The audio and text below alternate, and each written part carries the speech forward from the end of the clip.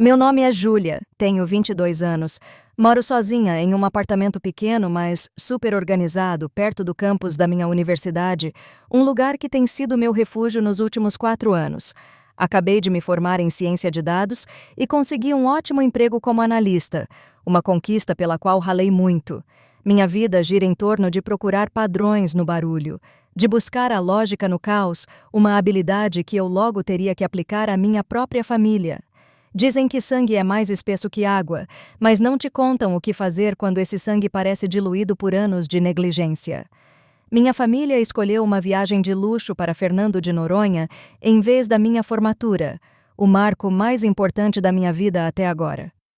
Mas a verdadeira história começou quando eles voltaram e começaram a me ligar sem parar, exigindo que eu desse R$ 4.800 para o meu irmão, por um motivo que destruiria o futuro perfeito dele e exporia o núcleo podre dos valores da minha família. Na minha família existiam 2 papéis definidos desde o nascimento e que nunca mudavam. Meu irmão mais novo, Felipe, era o filho de ouro, eu era o fantasma. Não foi um papel que eu escolhi, mas um para o qual fui empurrada lentamente até se tornar minha principal característica dentro de casa. Felipe, só 2 anos mais novo que eu, era o sol ao redor do qual meus pais, Marcela e Ricardo, orbitavam. Ele era charmoso, atlético e estudava economia numa universidade de ponta. A mesma de onde eu estava prestes a me formar, embora você nunca adivinhasse isso pelo jeito que meus pais falavam. As conquistas dele eram transmitidas nas redes sociais, anunciadas nos almoços de família e discutidas com sussurros de reverência. Os menores marcos dele eram tratados como feriados nacionais. Já os meus sucessos eram recebidos com um aceno educado e uma rápida mudança de assunto. Me formar com as notas mais altas da turma? Que legal, querida. O Felipe acabou de entrar para o time titular de futebol. Ganhar uma bolsa de estudos integral para a faculdade, economizando dezenas de milhares de reais para eles? Ah, maravilhoso! Isso vai liberar uma grana para as viagens da equipe de debates do Felipe.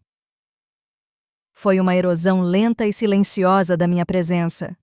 Aprendi a parar de compartilhar minhas boas notícias porque a reação morna doía mais do que não ter reação nenhuma. Virei um fantasma na minha própria casa, uma filha autossuficiente e pouco exigente que nunca pedia nada e, por isso, presumia-se que não precisava de nada. Minha mãe, Marcela, era dona de uma boutique de moda de alto padrão. A vida dela era toda curada para o consumo público, uma série de fotos perfeitas de uma família perfeita. Uma filha nerd, calada demais, não combinava com a marca dela. O Felipe, com aquele sorriso fácil e charme de clube de tênis, era o melhor acessório dela. Meu pai, Ricardo, era consultor financeiro que, ironicamente, fazia os piores investimentos emocionais que você possa imaginar. Ele seguia a onda da minha mãe em tudo que envolvia a dinâmica familiar, despejando toda a atenção e recursos no Felipe, a ação de retorno garantido. Eu era a poupança, estável, confiável, mas totalmente sem graça. Eles não eram cruelmente explícitos. Era uma negligência que nascia da indiferença. Eles bancavam minhas necessidades básicas, pagavam meu aluguel até a bolsa de estudos cobrir isso, mas nunca me deram a única coisa que eu queria de verdade: reconhecimento. Eles nunca me enxergaram de verdade. Essa dinâmica nunca ficou tão escancarada quanto nos meses que antecederam a minha formatura. Eu estava terminando meu curso de ciência de dados com louvor, um curso que todo mundo sabe que é osso duro de roer. Passei incontáveis noites movida a café e pura força de vontade, programando até minha visão embaçar, impulsionada pelo desejo de construir uma vida onde eu não seria invisível. A formatura não era só uma cerimônia para mim. Era a linha de chegada de uma maratona que eu tinha corrido totalmente sozinha. Era a prova de que eu existia, de que eu tinha alcançado algo significativo. Eu mandei a data e os detalhes com 3 meses de antecedência. Lembrei de novo quando faltavam 2 meses. Cheguei a mandar um e-mail de lembrete um mês antes com os links para o estacionamento e os lugares para sentar. A primeira resposta da minha mãe foi uma mensagem seca. Recebido, meu bem. Que emoção. Meu pai respondeu só com um emoji de joinha. Eu deixei uma sementinha pequena e frágil de esperança brotar no meu coração. Talvez dessa vez fosse diferente. Talvez me ver de beca e capelo atravessando aquele palco finalmente os forçasse a me notar. Umas 3 semanas antes do grande dia, liguei para eles, com a voz carregada de uma energia nervosa que eu não sentia há anos. Oi? Eu só queria combinar as coisas para a formatura, comecei. Eu tenho direito a até 4 convites. Assim você, o pai e o Felipe podem ir, e quem sabe até a avó. Teve uma pausa do outro lado da linha.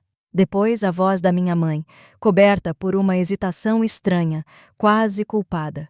Ah, Júlia, sobre isso surgiu um imprevisto. Senti meu estômago embrulhar. Um imprevisto? Perguntei com a voz fininha. Sim, disse ela, com um tom de repente e artificialmente animado. Sabe, a corretora do seu pai está premiando os melhores consultores com uma viagem, e ele ganhou uma semana fantástica em Fernando de Noronha, com tudo pago. É bem no mesmo fim de semana da sua formatura. Não é maravilhoso para o seu pai? Eu conseguia sentir a falsidade naquela alegria. Era um teatrinho. No mesmo fim de semana, repeti, e as palavras pareciam cinzas na minha boca. Exatamente no mesmo fim de semana, ela confirmou. A data é péssima, mas não podemos pedir para ele recusar um prêmio tão chique. E o Felipe está super animado. Ele nunca foi surfar em Noronha. Minha mente deu um nó. Uma viagem de premiação. Até parecia plausível, eu acho, mas meu pai nunca tinha mencionado nenhum concurso desse tipo. E por que o Felipe iria para uma viagem de premiação da empresa? Então vocês não vêm? Perguntei, mesmo já sabendo a resposta. Não tem como, meu bem, é impossível, disse ela com a voz pingando uma solidariedade falsa. Mas vamos pensar muito em você e faremos um jantar enorme para comemorar quando voltarmos. Vamos compensar, eu prometo. Uma promessa da minha mãe era que nem cheque sem fundo. Não valia nada. Eu não discuti. Eu não implorei. Ia adiantar o quê? O fantasma não tinha voz. Só respondi. Tudo bem, eu entendo. Mas eu não entendia. Não entendia como uma família podia descartar um momento tão gigante com tanta facilidade. Uma viagem de luxo no lugar da formatura da própria filha. Não era só um choque de agendas. Era uma declaração de prioridades. Era a confirmação definitiva do meu lugar na hierarquia da família. O último. Depois de desligar, sentei no escuro e no silêncio do meu apartamento, enquanto aquela semente de esperança no meu peito murchava e morria, substituída por uma pedra fria e dura de resignação. A única pessoa que parecia se importar era minha melhor amiga, Sofia. Quando contei para ela, a reação foi imediata e feroz. Você tá de brincadeira, Júlia. Uma viagem para Noronha? É a desculpa mais patética e esfarrapada que eu já ouvi. Sofia cursava direito e a mente dela era uma armadilha de aço contra injustiças. Ela via o mundo em termos de certo e errado, e aquilo era, aos olhos dela, um crime. Eles são péssimos, sinto muito mesmo, ela disse com a voz amolecendo. Mas eu vou estar lá. Vou ficar na primeira fila e gritar mais alto que todo mundo quando chamarem o seu nome. E assim, eu tinha uma pessoa do meu lado. Na época, achei que isso era tudo o que eu precisava. Eu não fazia ideia de que aquela viagem para Noronha era só o primeiro ato de um drama cheio de mentiras e falsidades que me empurraria de fantasma para vingadora. O dia da minha formatura chegou sob um céu azul e sem nuvens. Era o tipo de dia perfeito de cartão postal que parecia uma piada de mau gosto. O mundo estava comemorando, mesmo que a minha família não estivesse. Acordei com um buraco no peito, um membro fantasma onde o orgulho da família deveria estar. Coloquei o vestido, fechei o zíper da beca e ajeitei o capelo na cabeça. Meu reflexo no espelho mostrava uma estranha com olhos tristes e cansados. Esse deveria ser um dos dias mais felizes da minha vida, o ápice de 4 anos de ralação pesada. Em vez disso, parecia a prova final de solidão, e eu estava passando com nota máxima. Sofia chegou no meu apartamento com um sorriso enorme e um buquê de girassóis. Você tá linda, ela disse com um entusiasmo que batia de frente com o meu clima pesado. Pronta para ir lá brilhar? Forcei um sorriso. Mais pronta do que nunca. Ela cumpriu o que prometeu. Durante a cerimônia, sentada no meio de centenas de colegas cercados por famílias radiantes, senti um isolamento profundo. Eu olhava para aquela multidão gigante, sabendo que não ia achar um único rosto conhecido do meu próprio sangue. Não tinha pais com câmeras gigantes, nem faixas vergonhosas com o meu nome, nem um irmão mais novo com cara de tédio, mas orgulhoso. Tinha só um vazio no lugar onde a minha família deveria estar. Quando finalmente chamaram o meu nome, Júlia Mancini, um grito estourou de um pedacinho da plateia. Era a Sofia, de pé na cadeira, aplaudindo e berrando meu nome com todos os pulmões. Não consegui segurar a risada, uma risada verdadeira e cheia de lágrimas. Enquanto eu andava no palco para apertar a mão do reitor, aquela única voz cheia de amor e orgulho de verdade foi o suficiente para me fazer aguentar o tranco.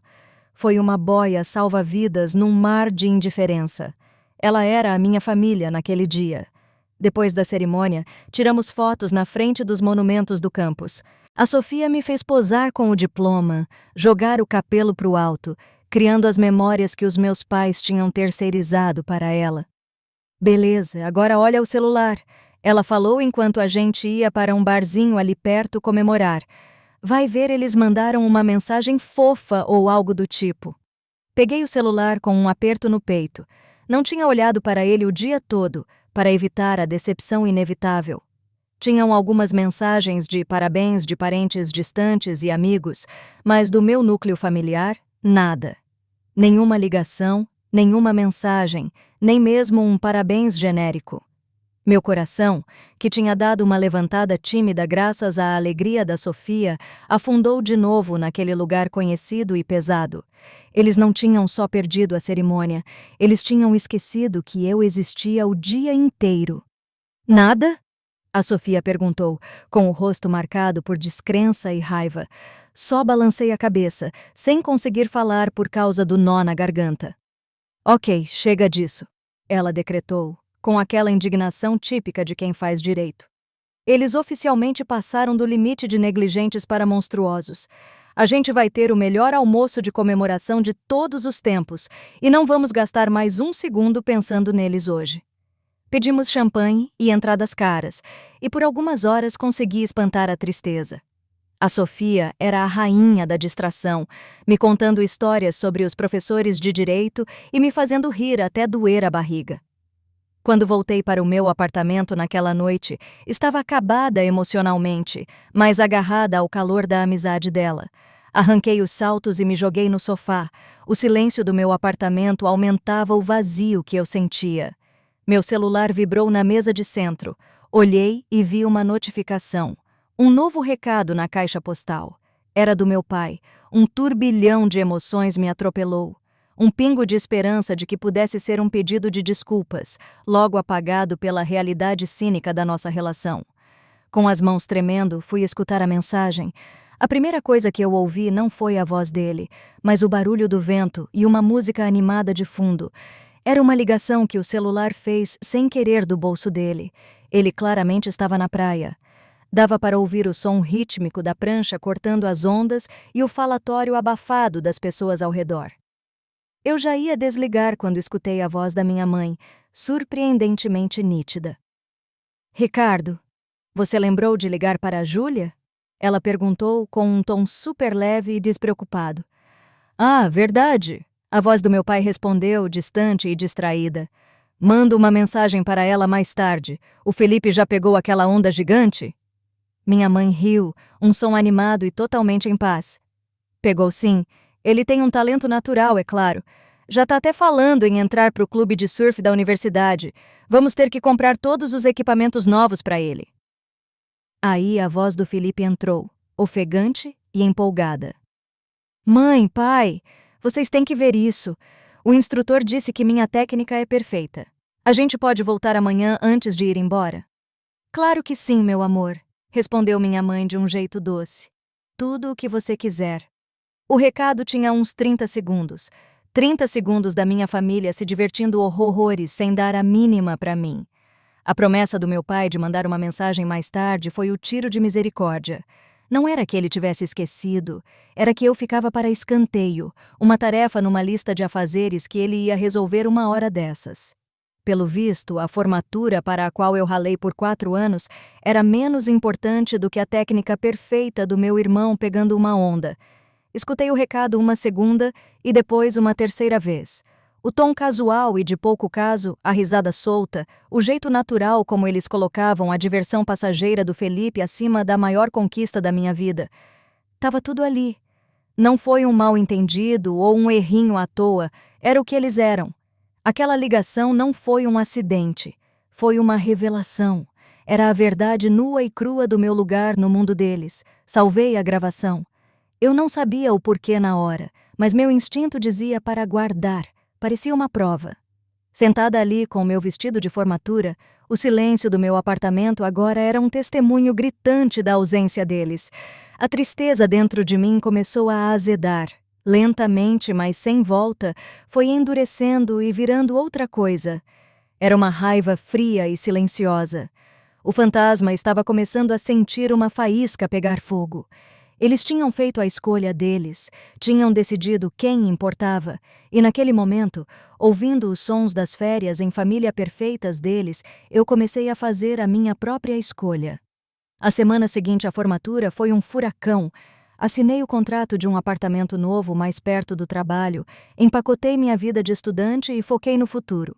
Não ouvi um pio da minha família. O jantar de comemoração prometido nunca aconteceu. Eles tinham voltado de Noronha e a vida deles simplesmente continuou, com a minha formatura virando um evento que não aconteceu e que eles conseguiram pular com sucesso.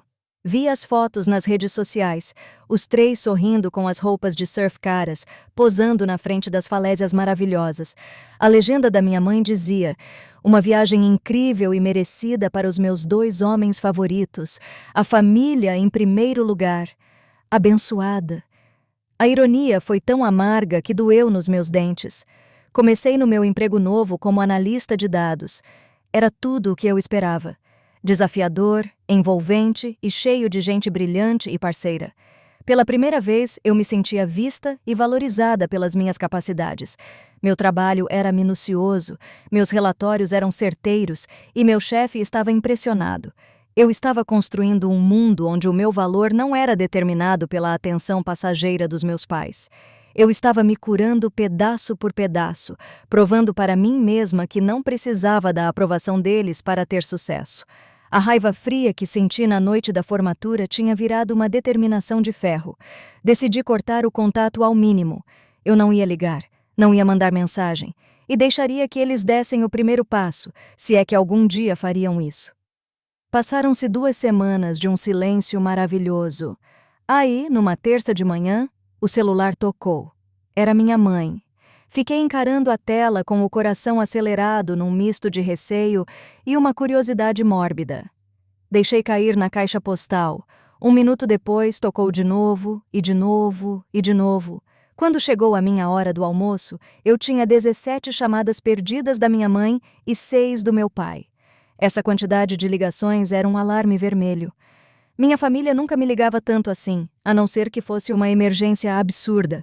E mesmo assim, costumava ser só uma ligação rápida. Isso era um bombardeio. Meu primeiro pensamento foi que tinha acontecido alguma coisa terrível com o Felipe. Apesar de tudo, um nó de preocupação apertou meu estômago. Finalmente atendi na 18ª tentativa. Júlia, até que enfim. A voz da minha mãe estava afiada, frenética e cheia de acusação, como se o fato de eu não atender fosse um insulto pessoal. Por que você não atende a porcaria do celular? Passamos a manhã toda tentando falar com você. Tô no trabalho, mãe, eu disse com um tom seco e profissional. Acabei de começar num emprego novo, lembra? Ah, é verdade. Ela despistou rapidinho. O assunto da minha carreira não interessava nem um pouco a ela. Escuta. Precisamos falar com você. É sobre o Felipe. O nó no estômago apertou mais. Ele tá bem? Tá bem, tá bem. Ela disse sem paciência. Bom, não exatamente bem, mas não se machucou. É uma questão financeira. É muito grave, Júlia. Fiquei esperando sem falar nada. Ele teve essa oportunidade incrível, começou ela, com a voz mudando para aquele modo de vendedora de loja de grife de sempre. É uma viagem de networking para São Paulo com a sociedade de prestígio da faculdade para futuros líderes de negócios. Vão conhecer os diretores das maiores empresas multinacionais. É uma chance única que pode decolar toda a carreira dele. Eu já conseguia imaginar aonde ela queria chegar. Ok, falei devagar. A questão é, continuou ela baixando o tom de voz como num complô, que é bem caro. E com os impostos da casa e a queda de vendas na loja nessa época, eu e seu pai estamos meio sem dinheiro em caixa esse mês. Quanto custa? Perguntei sem emoção. Ela respirou fundo. O custo total da viagem, voos, hotel, as taxas do programa, fica em R$ 4.800. O prazo para pagar é nesta sexta-feira. O silêncio durou por um momento longo e pesado. Processei o valor. R$ 4.800. Uma grana altíssima. Um dinheiro que eles esperavam que eu tivesse. E você tá me contando isso por quê?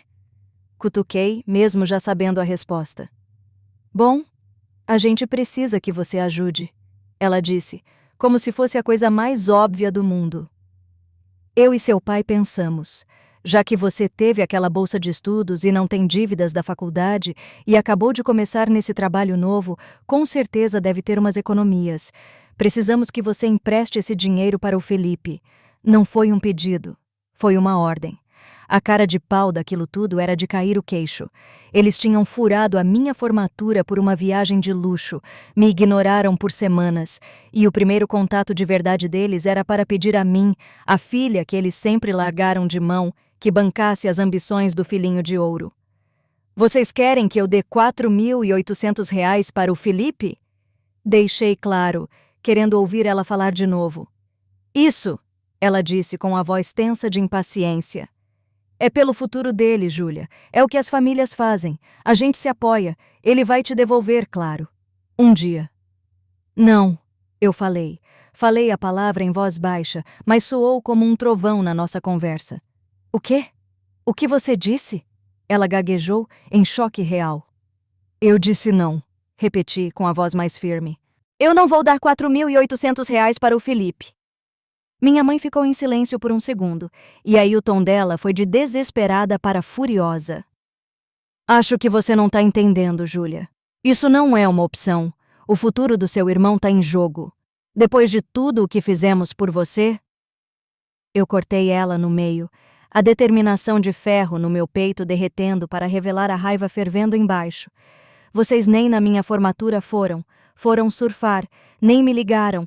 Agora você liga exigindo que eu banque a viagem dele de futuro líder. A resposta é não. Como você tem coragem de desenterrar isso? Ela gritou. Aquilo foi um compromisso de trabalho do seu pai. Você é absurdamente egoísta e ingrata. É sobre o seu irmão. É sempre sobre o meu irmão. Eu falei com uma voz perigosamente calma. E eu cansei de pagar o pato por isso. Minhas economias são para o meu futuro, aquele que construí sozinha, sem a ajuda de vocês. Não vou dar um centavo para ele. Desliguei na cara dela antes que pudesse responder. Minhas mãos estavam tremendo. Meu coração batia tão forte nas costelas, mas por baixo da adrenalina tinha uma sensação profunda de poder libertador. Eu tinha dito não. Tinha finalmente quebrado o ciclo. O telefone começou a tocar de novo na mesma hora. Meu pai desta vez, depois o Felipe. Nos 2 dias seguintes, as ligações não paravam. Contei 37 chamadas perdidas no total, intercaladas com uma enxurrada de mensagens cada vez mais agressivas. Iam das chantagens emocionais do meu pai. Estamos muito decepcionados com essa sua atitude, Júlia, para o choro fingido do Felipe. Não acredito que você tem tanta inveja a ponto de querer destruir minha carreira, até as ameaças diretas da minha mãe. Se você não fizer isso, vai se arrepender. Você está destruindo essa família. Estavam tentando me esmagar com as mesmas táticas de pressão e culpa que funcionaram por 22 anos. Mas alguma coisa dentro de mim tinha mudado de forma radical. Eu não era mais o fantasma que aceitava seu destino caladinha. Eles tinham me mostrado o quanto eu valia para eles, e agora eu estava mostrando a eles os meus limites. Mas enquanto a pressão aumentava, uma pergunta começou a martelar na minha cabeça analítica. Por que eles estavam tão desesperados?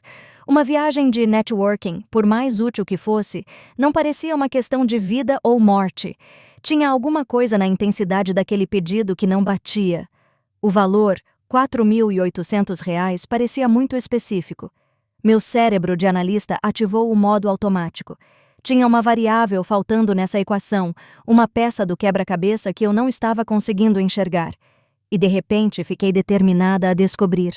O tiroteio sem fim de ligações e mensagens finalmente parou na quinta à tarde, a véspera do tal prazo para dar o dinheiro do Felipe. O silêncio era mais assustador do que o barulho. Parecia a calmaria antes da tempestade. Minha família não era do tipo que desistia. Eram do tipo que se reorganizava e achava um novo ângulo de ataque. Aquele silêncio repentino significava que alguma coisa tinha mudado, e meu instinto gritava que não era a meu favor. Naquela noite, encontrei a Sofia para jantar. Minhas mãos ainda tremiam um pouquinho por causa do desgaste emocional das últimas 48 horas. Contei a história toda para ela. As 37 ligações, o pedido dos 4.800 e a minha recusa total. Mandou bem, a Sofia disse com os olhos brilhando de orgulho. Sério, Júlia, precisou de muita coragem. Foi apavorante, confessei, mas também era necessário. O mais bizarro é o desespero deles. Parece muito mais do que só uma viagem. Por que ir tão longe por isso? Porque eles são narcisistas e egoístas, ela lançou, dando um gole no vinho. Essa é a resposta fácil, eu disse, mexendo o gelo no meu copo d'água. Mas eu sou analista, Sof. Eu procuro padrões. Esse é um dado muito fora da curva. O comportamento deles está extremo até para os padrões deles. E aquele valor, R$ 4.800, é tão específico. Sofia chegou mais para frente, com uma cara séria. Você acha que tem mais coisa aí? Acho sim, confirmei. Sinto como se estivesse vendo só uma coluna da planilha e eu preciso ver a base de dados inteira para entender o cenário completo. Então, qual é o plano? Ela perguntou. Vai dar uma de fantasma ou de detetive? Um sorrisinho apareceu na minha boca. Acho que chegou a hora do fantasma começar a assombrar a casa um pouquinho. Minha investigação começou naquela mesma noite. Meus pais sempre foram descuidados com a própria privacidade digital, assumindo que ninguém, muito menos a filha mais velha e calada, teria motivos para xeretar. Comecei pelo site da universidade procurando o tal grupo dos futuros líderes. O grupo existia, e eles realmente faziam uma viagem anual para São Paulo. Cavei mais fundo nos detalhes. A viagem era muito divulgada. Achei a página com o detalhamento dos custos. O total da semana, incluindo voos, hospedagem e taxas, estava lá, preto no branco. R$ 3.500. Fiquei sem ar. Não R$ 4.800. Eram R$ 1.300 a menos do que a minha família estava pedindo. Meu coração começou a bater mais forte. Era isso. Era a inconsistência, a variável que faltava e que eu estava procurando. Por que eles estavam tentando arrancar 1.300 a mais de mim? Para onde ia parar esse dinheiro? Minha cabeça ficou avaliando as possibilidades. Eles estavam inflando o preço para pagar outra coisa? O Felipe estava tentando dar um golpe neles e eles estavam repassando o golpe para mim? Eu precisava de mais informações. Mudei o foco para o Felipe. Ele era viciado em redes sociais, postava a vida universitária incrível dele o tempo todo. Dei uma geral nos perfis dele, uma vitrine bem montada de festas, grupos de estudo em bibliotecas ensolaradas e fotos com pessoas que pareciam ser importantes. Voltando algumas semanas antes da viagem para Noronha, notei uma mudança no tom das postagens dele. Tinham menos fotos de grupo e mais textões filosóficos vagos sobre superar desafios e aprender com os erros. Era a clássica reflexão fingida de rede social, mas não era a cara dele. Aí eu achei um post de mais ou menos 2 meses atrás. Era uma foto dele com um grupo de amigos, todo mundo super arrumado no que parecia uma noite de pôquer com apostas altas. A legenda era prepotente: all in, alto risco, alta recompensa. Um dos amigos tinha comentado: espero que você tenha recuperado o que perdeu pro Alex na semana passada, mano. A resposta do Felipe tinha sido apagada, mas o comentário do amigo ainda estava lá. Alex. Eu conhecia esse nome. O Alex era conhecido no campus por comandar uns esquemas de apostas pesadas e por ser um cobrador impiedoso. Um frio subiu pela espinha enquanto as peças começavam a se encaixar. O Felipe não era só um baladeiro. Ele tinha um problema com jogos de azar, e era sério. O passo seguinte foi mais invasivo, mas eu não senti pingo de culpa. Entrei no portal do nosso plano de celular da família. Era uma conta que meu pai tinha criado anos atrás, e minha linha ainda estava lá por conveniência. Eu tinha a senha salva. Fui no histórico de chamadas e mensagens do Felipe. Não queria ler conversas, só procurar padrões. Exportei os registros dos últimos 3 meses para uma planilha. A analista dentro de mim assumiu o controle.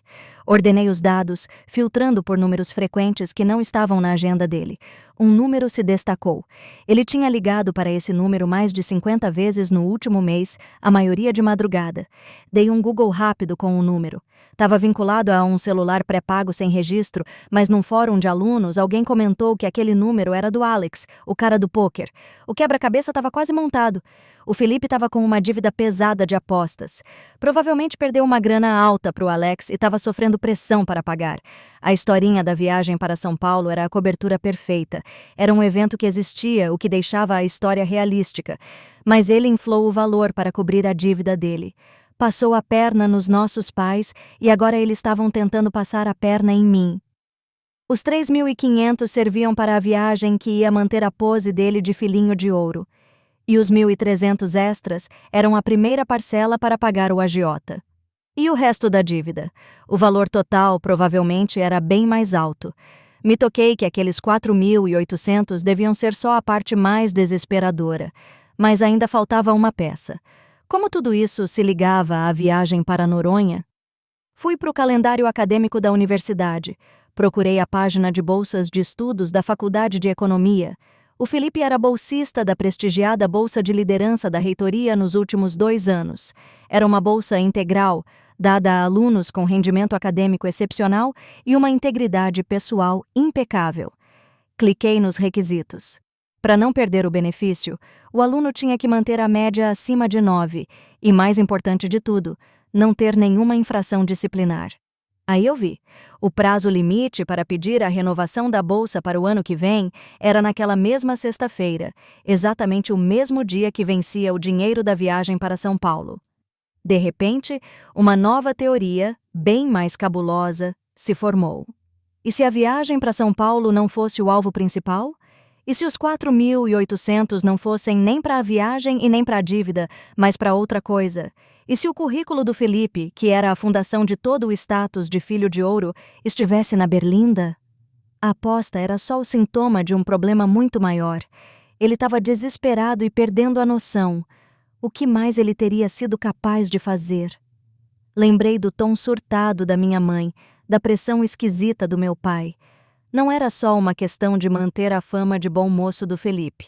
Era uma tentativa de evitar um desastre que podia derrubar todo aquele futuro artificial que criaram para ele, e eles estavam dispostos a jogar no lixo a minha segurança financeira e a minha confiança para abafar o caso. Fechei o notebook. Minha pequena expedição arqueológica tinha desenterrado uma teia de mentiras muito mais complexa do que eu imaginava, e no centro de tudo estava o meu irmão, o filho ao redor do qual a minha família orbitava, que no fim das contas não passava de um buraco negro, pronto para engolir tudo o que chegasse perto. A última peça do quebra-cabeça encaixou na manhã seguinte. Não veio de uma planilha, mas de uma conversa ouvida por acaso na cafeteria perto do meu escritório. 2 alunos da minha universidade estavam falando alto sobre as aulas. Pode apostar, o sistema antiplágio da matéria do professor Almeida não é brincadeira. Um deles falava. Ele pegou tipo umas 5 pessoas no semestre passado, chutou todo mundo da faculdade direto. Meu sangue gelou. Professor Almeida. Eu sabia quem era. Ele era o presidente do comitê de ética da faculdade e um professor com fama de durão. O Felipe tinha comentado que estava fazendo a disciplina de estratégia corporativa avançada com ele. Do nada, todos os pontos se conectaram numa única narrativa assustadora. O Felipe não estava só atolado em dívidas de jogo, ele estava desesperado. Estava fazendo uma matéria difícil com um professor implacável com a ética acadêmica. Ele já tinha histórico de querer pegar atalho. A renovação da bolsa estava estourando o prazo. Aquela pressão de vida ou morte dos meus pais finalmente fez sentido. Não era sobre viagem ou aposta, aquilo era só cortina de fumaça. A raiz do problema é que o Felipe tinha sido pego colando. Os 4.800 não eram para uma viagem. Eram o preço para abafar o caso. Era dinheiro para comprar o silêncio de alguém, ou talvez o preço de um professor particular super caro, ou alguém para escrever um TCC novo para resolver o problema que ele não conseguia segurar. Ou pior, pagar alguém. Voltei correndo para o meu apartamento. Eu precisava confirmar. Era uma acusação bombástica e eu precisava de provas, não só de uma teoria embasada. A primeira pessoa para quem liguei foi a Sofia. Acho que o Felipe foi pego por plágio, eu disse, metralhando as palavras. E eu acho que meus pais estão tentando arrancar dinheiro de mim para acobertar. Nossa, Júlia, vai devagar, ela disse. Isso é um pulo enorme. Como é que você vai conseguir provar? Não sei, confessei andando de um lado para o outro. Mas é a única teoria que fecha tudo. O desespero, o valor cravado, o prazo da bolsa. Tudo aponta para uma infração ética na faculdade. Ok, vamos pensar como uma advogada, ela disse, calma e metódica. Qual é o objetivo? Você quer desmascarar ele ou só quer que te deixem em paz? Eu parei. O que eu queria? Uma semana atrás eu só queria ficar na minha. Queria construir a minha vida numa boa, mas agora, depois das mentiras, da manipulação e do pouco caso escancarado, isso não era mais o suficiente, não era mais sobre grana. Era uma questão de princípio. A vida inteira eu ralei pra caramba, andei na linha e conquistei tudo com honestidade. O Felipe, por outro lado, ganhou tudo de mão beijada, e quando isso não bastava, ele trapaceava, e meus pais, em vez de cobrar responsabilidade, passavam a mão na cabeça dele. Estavam prontos para acabar com a minha paz financeira para proteger o sucesso falso dele. Era uma sacanagem que eu não ia deixar passar. Era uma podridão que corroía a minha família até o osso. Eu quero desmascarar ele, eu disse com uma convicção que até eu mesma estranhei. Quero que eles entendam que as atitudes têm consequências. O futuro inteiro dele é montado numa mentira. E essa mentira é bancada pelo jeito que eles me trataram como um nada. Isso tem que acabar. Tá bom, a Sofia disse. Então precisamos de um plano. Uma acusação sem prova irrefutável é só calúnia. A gente precisa de algo concreto. Minha cabeça começou a fritar. Como é que se prova uma fraude acadêmica estando do lado de fora? Eu não podia hackear o sistema da faculdade, eu não podia ir atrás dos amigos dele tirar satisfação. Eu precisava de uma tática diferente, tinha que usar o próprio desespero deles contra eles. O plano tomou forma, elegante e simples. Era uma armadilha e eu ia usar os R$ 4.800 como isca. Passei as horas seguintes escrevendo um e-mail. Mandei para o meu pai, minha mãe e para o Felipe. Reli umas 12 vezes. Tinha que parecer que eu estava jogando a toalha, mas com uma única condição inegociável. Uma condição que eles seriam obrigados a engolir se estivessem tão desesperados quanto eu imaginava. No fim, apertei em enviar. Assunto: sobre o pedido de vocês. Mãe, pai, Felipe, eu pensei muito sobre o que vocês me pediram nesses últimos 2 dias. A pressão foi absurda e confesso que reagi mal no começo. Entendo que a família tem que se apoiar e que isso claramente é muito importante para o futuro do Felipe. Por isso, eu decidi que vou dar os R$ 4.800 para o Felipe. Só que pelo tamanho do valor e porque o pedido foi do nada, tem uma condição para a minha própria segurança financeira. E isso não é negociável. Eu preciso de uma explicação clara e por escrito para onde vai esse dinheiro. Como se trata de uma viagem endossada pela universidade, vou precisar de uma cópia da fatura oficial ou do folheto de custos da Faculdade de Economia. Além disso, já que é um empréstimo considerável, gostaria de uma cartinha rápida de confirmação do orientador acadêmico do Felipe ou do diretor do programa, o professor Almeida, só confirmando a participação dele. É um protocolo padrão para garantir um empréstimo pessoal e algo que meu consultor financeiro exige em qualquer transação grande. Assim que eu receber esses 2 documentos, eu transfiro o dinheiro todo na mesma hora. Vocês falaram que o prazo é amanhã, então tenho certeza de que vocês conseguem arrumar esses papéis simples rapidinho. Um abraço, Júlia. Ficou uma obra-prima de papo corporativo com ameaça velada. Eu fingi a rendição, ofereci o dinheiro que eles tanto queriam, mas amarrei numa condição que eu sabia que eles não iam conseguir cumprir.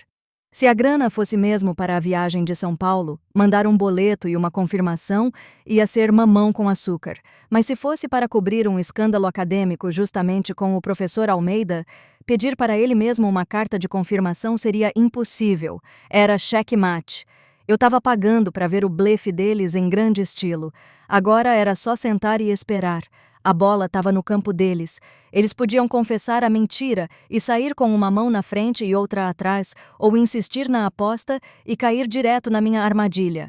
Conhecendo a peça que era a minha família, eu apostava as minhas fichas na segunda opção. O fantasma não estava só assombrando a casa, estava montando o tabuleiro para um jogo que eles nem sabiam que estavam jogando. E pela primeira vez na minha vida, o poder estava todo nas minhas mãos. A resposta para o e-mail chegou em menos de 1 hora.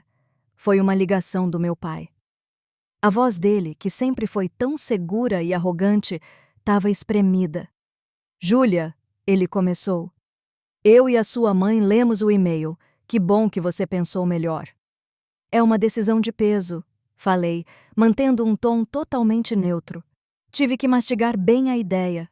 Claro, claro, ele cortou rapidinho. Sobre essas suas condições, uma carta do professor Almeida pode ser meio complicado de conseguir assim de última hora. O cara vive ocupado. A desculpa foi tão fraca e esfarrapada que eu quase caí na gargalhada. Pai, eu disse com uma voz firme e super corporativa. Vocês me falaram que essa era a oportunidade da vida do Felipe. Se a faculdade que organiza a viagem, a papelada já tem que estar pronta. Tirar uma via do boleto e o professor mandar um e-mail de 2 linhas leva 10 minutos. Se o negócio é tão imperdível quanto vocês dizem, tenho certeza de que o Felipe consegue desenrolar isso. Dava para ouvir a minha mãe resmungando lá no fundo, um chiado de ódio abafado. Meu pai pigarreou.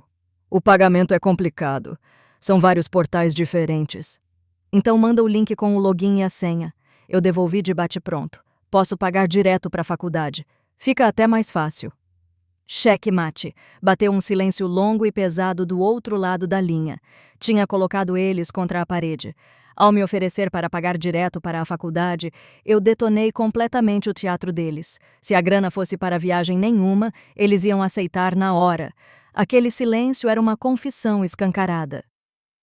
Júlia, você está dificultando as coisas num nível absurdo. Falou o meu pai no fim das contas, jogando a máscara da simpatia no lixo e apelando para a frustração. Não é assim que uma filha tem que tratar a própria família. É assim que qualquer pessoa com o mínimo de educação financeira trata um empréstimo de R$ 4.800. Eu devolvi. As condições são super simples, sem documentos, sem dinheiro.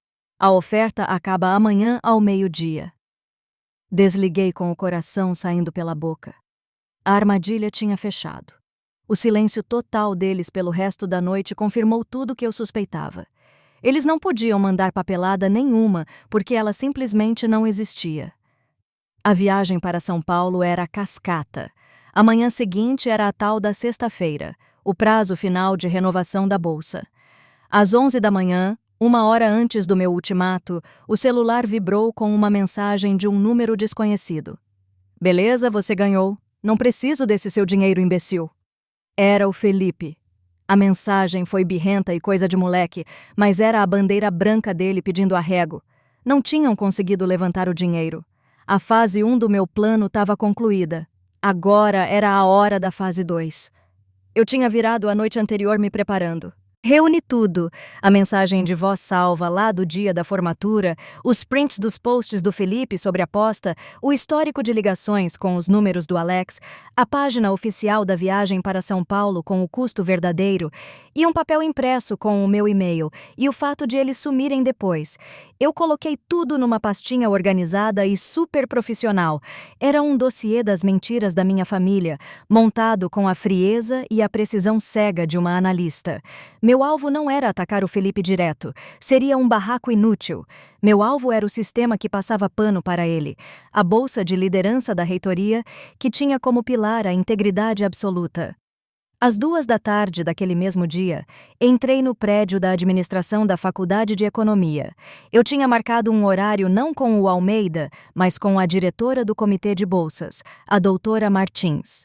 Me apresentei como uma ex-aluna recém-formada que queria bater um papo sobre uma doação para um fundo novo de ética na liderança. Foi o migué perfeito para abrir a porta. A doutora Martins era uma mulher perspicaz e muito esperta, na casa dos 60 anos. Ela me recebeu super bem, me dando os parabéns pela formatura e pelo trabalho novo. Então, Júlia, ela disse com um sorriso, como eu posso te ajudar? Eu respirei fundo. Na verdade, doutora Martins, eu tô aqui com uma intenção um pouco diferente. Eu tô aqui porque estou seriamente preocupada com a idoneidade de um dos principais programas de bolsa de vocês. O sorriso dela desapareceu na hora. Ela se inclinou para a frente, ficando super séria. Pois não, pode continuar. Abri a pasta e fui espalhando os papéis na mesa dela, um por um, guiando ela com toda a calma pela narrativa que aqueles documentos montavam. Falei da dinâmica lá em casa, da pressão insuportável, de pedirem dinheiro com base em uma mentira descarada. Eu não me vendi como a filha amargurada atrás de vingancinha. Me coloquei como uma ex-aluna indignada e como uma analista que tinha trombado com um padrão de comportamento cabuloso num bolsista que deveria ser a nata da universidade. A bolsa de liderança se escora no pilar da integridade. Eu falei bem firme.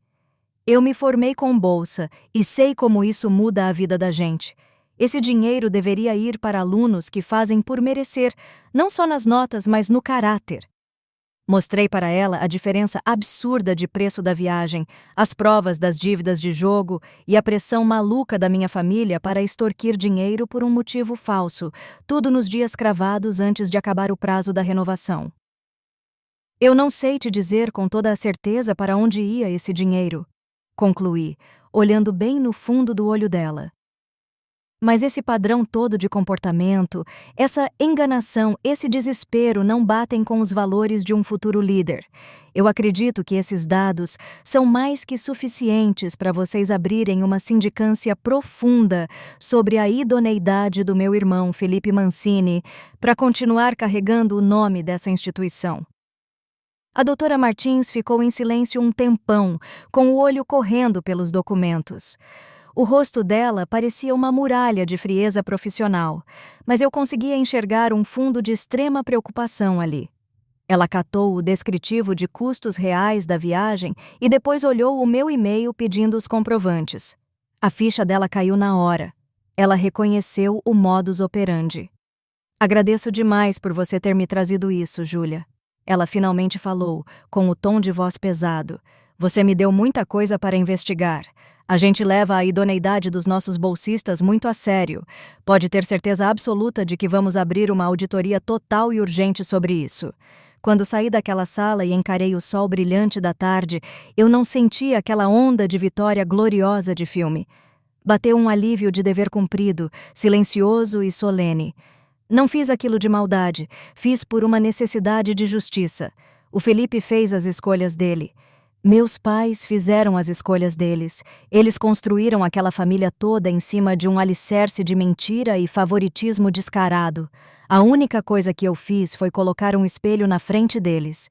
A conta daquilo tudo agora estava nas mãos da faculdade que eles tentaram fazer de trouxa. Esse confronto não foi um bate-boca de gritaria na sala de casa. Tinha sido uma reunião fria e profissional, onde os números falaram muito mais alto que a raiva. Eu desmascarei o meu irmão, não indo para cima dele, mas blindando os princípios que ele simplesmente chutou de lado. E eu tinha a certeza matemática de que o futuro dele, que era tão reluzente e garantido, estava prestes a virar pó. A paulada não veio de imediato, mas quando veio, foi um estrago. A sindicância da faculdade foi exatamente como a mulher prometeu, cirúrgica. Um inquérito por infração ética é aquele assunto abafado de corredores, mas as consequências são um trator. Mais ou menos uma semana depois daquela reunião, recebi um e-mail curto e protocolar da doutora Martins, me agradecendo de novo e dizendo que as medidas cabíveis já tinham sido tomadas. Era a única coisa que ela podia falar sem tomar processo, mas já era o suficiente. O primeiro sinal claro de fumaça veio do Felipe. Me ligou de um número privado. Quase não atendi, mas a curiosidade falou mais alto. A voz dele estava irreconhecível. Não tinha nada daquele tom soberbo de sempre, mas um sussurro choroso e desesperado. "Você acabou com a minha vida", ele chiou de ódio. "Eles cancelaram tudo. A bolsa de estudo sumiu. Estão abrindo um conselho oficial por fraude acadêmica. Posso ser expulso, tudo porque você não quis me dar aquele dinheiro." O dinheiro nunca foi o foco da questão, Felipe. Falei na maior calma. O foco eram as mentiras. Você trapaceou. Você mentiu para a mãe e para o pai, e vocês tentaram mentir para mim. A culpa não é minha. Isso é o reflexo puro das atitudes que você tomou. Você me paga. Ele cuspiu a palavra antes de desligar a ligação. Não tinha ameaça real nenhuma na voz dele, só o surto de um garoto que nunca teve que lidar com as consequências de nada na vida. A próxima ligação foi da minha mãe. Foi um furacão de lágrimas, acusações e um dramalhão ensaiado. Falou que eu era um monstro invejoso e vingativo, que jogou no lixo o futuro do filho dela de pura ruindade. "Como você teve coragem de fazer isso com o seu irmão, com a sua família?" Ela soluçava. "Que família?" Perguntei, com o tom de voz gélido, zerado daquela emoção toda que ela estava tentando arrancar de mim. "A família que foi para a praia de luxo surfar no meio da minha formatura? A família que me ignorou durante semanas e depois veio exigir milhares de reais pendurados numa mentira? Essa família parou de existir para mim faz muito tempo." Meu pai nunca ligou. O silêncio dele foi, à sua própria maneira, a confissão mais pesada de todas. Como consultor financeiro, ele sacava bem o conceito de um investimento ruim. Ele tinha apostado todas as fichas no Felipe, e a ação que ia render milhões acabou de virar pó. Não sobrou mais nada para ser dito. Fiquei sabendo da história toda aos pedaços depois de um tempo. O Felipe realmente tinha sido pego plagiando um TCC gigantesco para a matéria do professor Almeida. Ele tinha pagado outro aluno para fazer o trabalho para ele, e o cara tinha feito um trabalho porco que apitou direto no sistema antiplágio da faculdade. Os R$ 4.800 eram para pagar esse mesmo cara para ele refazer tudo do zero e fechar o bico. Quando eu falei não, a correria desesperada do Felipe para entregar a versão certa falhou e a sindicância começou. Os meus documentos só aceleraram e ampliaram a investigação, transformando um caso simples de plágio em uma auditoria ética gigantesca. O estrago foi feio para ele. Perdeu a bolsa na mesma hora. O conselho deu ele como culpado por infração gravíssima. Não foi expulso do curso, mas tomou uma suspensão de 1 ano inteiro e perdeu todas as honrarias da faculdade. Aquele currículo perfeito dele foi pro lixo. A dívida de jogo, agora que a faculdade não ia mais bancar as despesas, virou uma âncora que arrastou ele e meus pais pro buraco. Meu pai teve que mexer na aposentadoria para quitar com o Alex e evitar que a coisa ficasse ainda pior. Minha família, que um dia foi o modelo de sucesso de comercial de margarina, implodiu. O sufoco financeiro misturado com o vexame na sociedade pela queda do filhinho de ouro rachou o casamento de fachada dos meus pais. Minha mãe não tinha mais como ostentar a vida perfeita do Felipe no Instagram. A loja dela sofreu porque a cabeça dela estava totalmente consumida pelo drama familiar. Tiveram que vender o casarão da família e ir para um bem menor, um golpe humilhante para o status social deles. Eles montaram o mundo deles em cima do alicerce instável, que era o sucesso de mentira do Felipe. E quando isso cedeu, a estrutura toda despencou junta. Quanto a mim, a vida engatou a direção oposta. Voei baixo no meu trabalho. A minha facilidade de ver padrões e contar histórias com dados me rendeu uma promoção antes de fechar o primeiro ano. Comprei um apartamento pequeno na cidade, Enchi de luz, de plantas e da paz absurda que vem de criar a vida nos seus próprios termos. Eu tinha os meus amigos, minha carreira e um profundo senso de respeito por mim mesma que eu nem conhecia antes. A Sofia se formou em Direito e virou promotora pública, o rumo mais que natural para alguém com uma bússola moral tão forte. A gente continuou inseparável, a minha verdadeira família escolhida. Nunca me acertei com os meus pais ou com o Felipe. O abismo entre a gente era grande demais, preenchido por muitos anos de negligência e um ato final imperdoável de traição. De vez em quando recebia uma mensagem tímida e carregada de culpa da minha mãe nas épocas de festa, mas nunca respondi. O perdão era uma moeda que eles não ralaram para conquistar. Eu não comemorei a desgraça deles. Não senti prazer no declínio da família, mas eu senti um frio e muito firme senso de justiça. Eles colheram exatamente o que plantaram. A minha vingança não foi barulhenta ou explosiva. Foi silenciosa, calculada e absoluta. Foi o simples ato de recusar ser o fantasma na história da minha própria vida. Parei de ser a estrutura invisível de suporte e simplesmente os deixei desmoronar sob o peso dos próprios valores falhos deles.